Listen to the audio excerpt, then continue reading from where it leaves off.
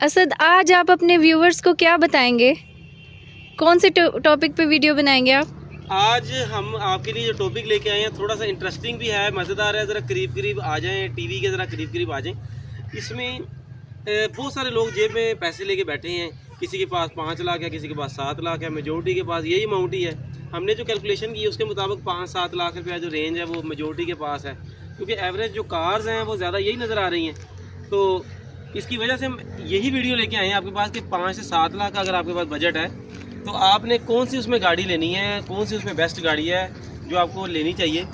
तो उसमें बिल्कुल आपको नसीहत भी करेंगे, जिक्र भी करेंगे, और मैं आपको अपना तारुफ भी करवा दूं। मेरा नाम असद अमीन है, आप मुझे जानते रहते हैं, और मैं गाड़ियों के मुतल्लिक़ आपके साथ इन्फॉर्मेशन नई से नई लेके आता रहता हूं। तो आज गाड़ी मेरे पास जो मौजूद है ये सुजुकी की मेहरान गाड़ी है, जिसको बोस कहा जाता है। और अल्हम्दुलिल्लाह मेरे पास एक और भी बोस है, वो मैनुअल में है, इसको मैंने ऑटोमेटिक करवा लिया है। तो 2 थी, एक को मैंने कहा चलो मैनुअल का भी मज़ा लें, एक ऑटोमेटिक का भी मज़ा लें, बाकी घूमने के लिए निकले हुए थे। ठीक है, अब आज आपको बताएंगे कि इस गाड़ी की क्या क्या चीज़ें मैंने चेंज की हैं और कितना ख़र्चा आया है, सारा आपको मैं बताता हूँ। आए सबसे पहले टाइम से आया कि बगैर गाड़ी के बात करते हैं।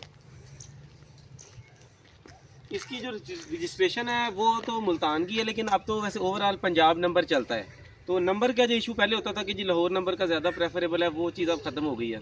तो आप किसी भी नंबर की गाड़ी ले सकते हैं, उसका इतना मसला नहीं रहा। दूसरी बात, अब ये मॉडल 90 है, 1990 मॉडल है ये। तो इसको असल में मैंने रीस्टोर किया है। 1990 मतलब ये मॉडल है, तो डॉक्यूमेंट्स इसके ओरिजिनल है।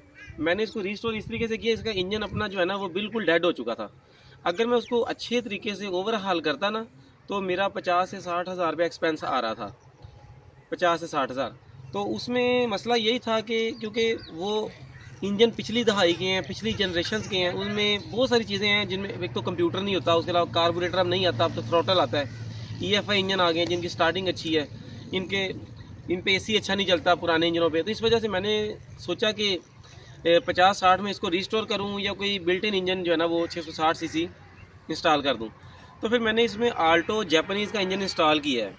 उस वक्त तो इंजन थोड़े से प्राइसेस कम थे, तकरीबन 1.5 लाख रुपये एक्सपेंस आया था। यानी कि आप, सॉरी फॉर इंटरप्शन, आप बताइएगा कि वो इंजन इंस्टॉल करने का फ़ायदा क्या हुआ?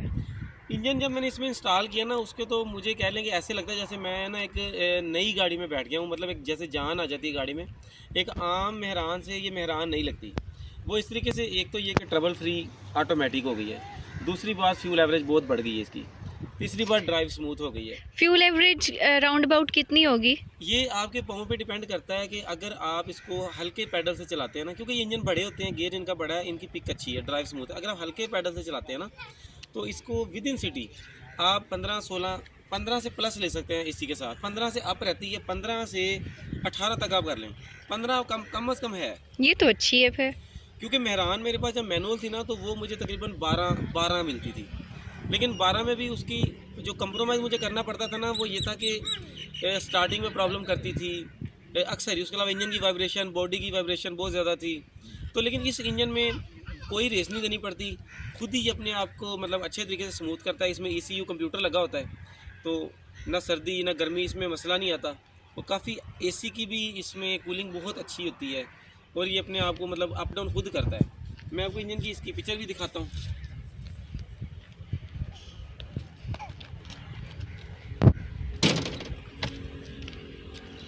कुछ भाई कमेंट करेंगे कि गाड़ी थोड़ी सी आपकी रफ़ हो गई है। भाइयों थोड़ा सा ना माजरत के साथ कंस्ट्रक्शन हो रही है, तो जिसकी वजह से गाड़ियाँ भी रफ़ हो गई हैं। दूसरा आपका भाई भी थोड़ा सा हड हराम तबीयत का है, तो वो इस वजह से भी ना, ये देखें पाकिस्तान में रहे और हड हरामी ना हो, मैं ये तो नहीं हो सकता। तो ये देखें जी। अच्छा भाइयों, ये जो इंजन है ना ये आल्टो का इंजन है, आल्टो जापानी आल्टो, जिसको हम चांद आल्टो भी कहते थे। जापानीज़ आल्टो आई है, जापानीज़ वैगनर आई है, तो उनमें यही इंजन है। ठीक है, उनमें ये सेम इंजन आता है। अब ये इंजन इतना छोटा नहीं है, कई लोग समझते हैं कि पता नहीं मेहरान का इंजन 800 सीसी बड़ा है, 660 सीसी छोटा है। ये छोटा इंजन नहीं है, ये मेहरान के इंजन से बड़ा इंजन होता है, और इसकी पावर भी अच्छी खासी होती है। क्योंकि ये नई जनरेशन के इंजन है ना, तो इनके सीसी कम होते हैं, जैसे 660 सीसी तो कम है, लेकिन इसकी पावर आउटपुट वगैरह जो है ना वो ज़्यादा होती है मेहरान से। तो ये किसी भी चढ़ाई वगैरह में आपको ट्रबल नहीं करता, ये इजीली चढ़ाई वगैरह चढ़ते हैं और अच्छी चलते हैं। और मतलब कुछ लोगों को मैंने देखा कमेंट कर रहे थे कि मतलब ये तो 50 की स्पीड से ऊपर नहीं जाएगी। तो भाइयों ये 140 तक जाती है गाड़ी, 140 इजीली ये चली जाती है। इस तरह बिल्कुल आप ना समझें कि पता नहीं ये 50 पे जाती है। ये प्रॉपर देखें ना, इंजन है ये प्रॉपर, ये कोई वो इलेक्ट्रिक नोरा गाड़ी नहीं है कि जो 65 पे जाके बस कर दी। ये प्रॉपर आपका इंजन है, ठीक है। अच्छा, इसमें हमारे पास अब आपको अगर चाहें तो सर्वा ब्रेक इंस्टॉल कर सकते हैं। यहाँ पे हमने इसको सादा ब्रेक को यूज़ किया है, सर्वा यहाँ पे लग जाती है। अच्छा, पावर स्टीयरिंग आप मोटर वाला कर सकते हैं। सर्वा ब्रेक का क्या बेनिफिट होगा? सर्वा ब्रेक बिल्कुल सॉफ्ट ब्रेक होती है, जो अभी नए मॉडल की जापानीज़ गाड़ियों में आ रही है ना, जापानीज़ गाड़ियों में आ रही है वो सर्वा ब्रेक आ रही है, जिसको आप पावर ब्रेक बोल देते हैं सिंपल अल्फाज में। हम उसको वैसे पंजाबी ज़ुबान में ढोलकी वाली ब्रेक कहते हैं। वो यहाँ पे ब्लैक कलर की आपको ढोलकी नज़र आएगी, सेंटरों में आती है, कोरे में आती है, कल्टस में आती है जी। तो इसमें मेहरान में सिर्फ नहीं आती, मतलब मेहरान में उन्होंने आपको पैसे दे के गाड़ी दे दी, यही उनकी बड़ी मेहरबानी, उनका बहुत बड़ा एहसान है कंपनी का। तो सर्वा ब्रेक आप आफ्टर मार्केट लगवा सकते हैं। कुछ लोग कह रहे हैं कि अल्ट्रेशन करने से जो है वो गाड़ी ख़राब हो जाती है। भाइयों, ये जो थर जीप रैली होती है, सरफरंगा जीप रैली, उसमें आपकी कोई भी ओरिजिनल गाड़ी रिवो रोको वगैरह नहीं चल सकते। उसमें आपको शॉक्स की अल्ट्रेशन करवानी पड़ती है, बहुत सारी अल्ट्रेशन करवानी पड़ती हैं, तभी वो चल सकती हैं। इसी तरह अगर इस गाड़ी में हम अल्ट्रेशन करवाते हैं, हम सिर्फ इसकी बॉडी यूज़ कर रहे हैं, हमने इसका गियर प्लस इंजन दोनों चेंज किया है। अगर हम सिर्फ मेहरान के अपने इंजन पे गियर चेंज करते तो प्रॉब्लम आनी थी।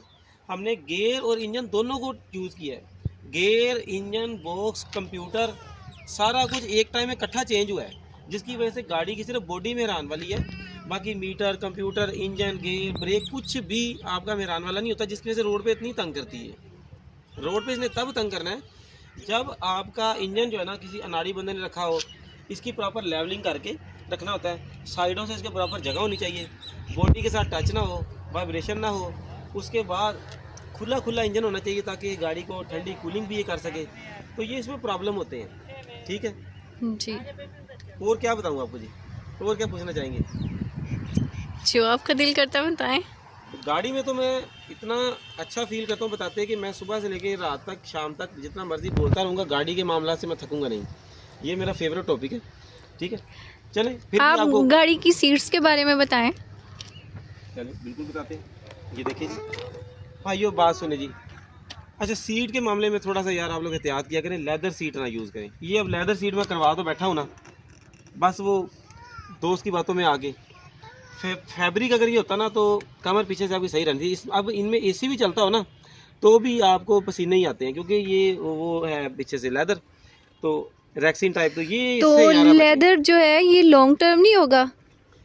देखिए, लॉन्ग टर्म की ज़रूरत नहीं है गाड़ी में, असल में ये इस वजह से चढ़ाया जाता है ताकि गंदी ना हो, बच्चे पानी वगैरह गिरा देते हैं, क्लीनिंग आसान हो जाती है बस। अब पानी पता नहीं साल में एक आधा दफ़ा गिरना है तो हम पूरा साल रोज़ चलानी कंप्रोमाइज़ करते रहें। ये कवर जो है ना वो 5-7 हज़ार रुपये के बहुत हाई क्वालिटी के आते हैं। जो कपड़े के हैं ना कवर, मेहरान के खासकर 2500 से स्टार्ट होते हैं। तो अब तो जितना मर्जी चले जाए, लेकिन अच्छे वाले जो 4000-4500 के अच्छे वाले हैं। तो अगर 1 साल में वो 2 साल में गंदे हो भी गए तो उसको उतार के फेंक के नया ले लें, वो गाड़ी अभी फिर ब्रांड न्यू हो जाती है, ठीक है। तो इसमें मेहरान में एक बड़ा यार एतराज़ है, सीट इसकी बड़ी ना छोटी होती है, बंदा थक जाता है। अगर कहीं कोशिश करके मेरा दिल तो करता है कि ना इसकी जो सीट है ना, मुझे ये चाहे सिर्फ एक ड्राइवर साइड की सीट चेंज करवा लूँ।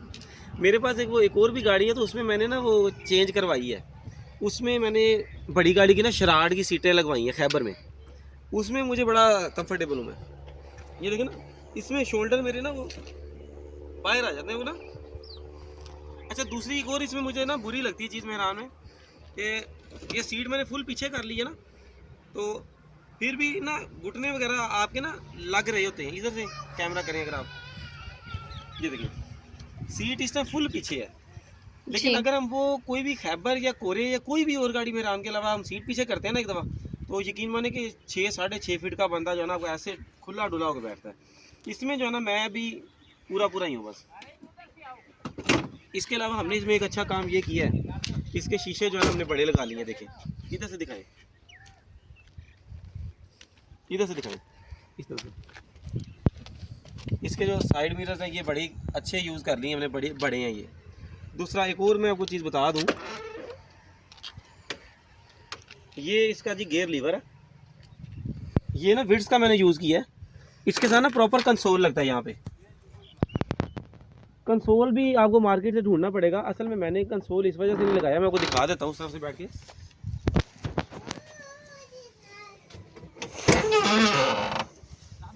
ये देखिए, ये इधर ना अगर कंसोल लग जाता ना तो मैंने असल में ये ब्रेक लगाई हुई है।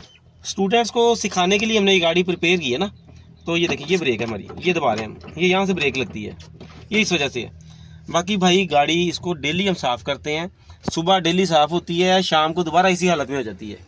तो थोड़ा सा थक जाते हैं यार, रोज़े थे और बहुत ज़्यादा बंदा दिमागी तौर पे भी कई दफ़ा प्रेशराइज होता है, और एक नहीं है ये 5 गाड़ियाँ माशाल्लाह। तो आप लोग काम की तरफ तवज्जो दें कि काम हम जो चीज़ बता रहे हैं वो ठीक है या नहीं ठीक है। बाकी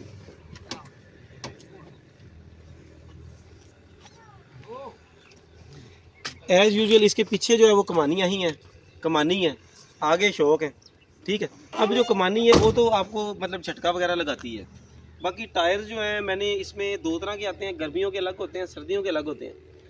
हमने गर्मियों के जो हार्ड टायर होते हैं वही हम यूज़ करते हैं। पीछे जो मैंने टायर लगाया ना, ये कैरी डब्बे वाला टायर है। कैरी डब्बे का जो टायर है ज़रा कमर्शियल ज़्यादा अच्छा चलता है, ज़रा ज़्यादा ढीठ होता है और कई साल चल जाता है। तो कैरी डब्बे का मैंने टायर यूज़ किया है और बड़ा हार्ड टायर है और बड़ा लॉन्ग लास्टिंग ये टायर है, ठीक है। और इसकी डेंटिंग पेंटिंग पूरी करवाई। इसके अलावा इसकी मैं आपको कॉस्ट का भी बता देता हूँ। जी कॉस्ट बताइए। तकरीबन गाड़ी आपको मिलेगी 2.5 से 3 लाख रुपए की, 90 मॉडल। आपने तो ढूंढनी है ना कोई भी नॉर्मल सी, तो उसमें आपको डेंटिंग और पेंटिंग पूरी करवानी पड़ेगी। अच्छे वाली जो डेंटिंग और पेंटिंग है वो 1 लाख रुपये कॉस्ट आ जाएगी आपकी। तो आपका ये हो जाता है, मतलब अगर 3 की आप गाड़ी लेते हैं तो 4 लाख रुपया आपका बनता है। 4 लाख रुपया अब आपका हो गया। उसके बाद 2 लाख रुपया आपका इंजन का लग जाएगा। उसमें अगर आप पावर स्टीयरिंग वगैरह करवाते हैं, सर्वा ब्रेक इंस्टॉल करवाते हैं, काफ़ी सारे काम करवाते हैं और गाड़ी के बॉडी के भी काम करवाते हैं, तो 2.5 लाख रुपये उसका ऐड करेंगे आप, तो ये 6.5 लाख रुपये बनता है। तो 6.5 लाख रुपये में आपको तकरीबन ऑलमोस्ट नई गाड़ी मिल जाएगी।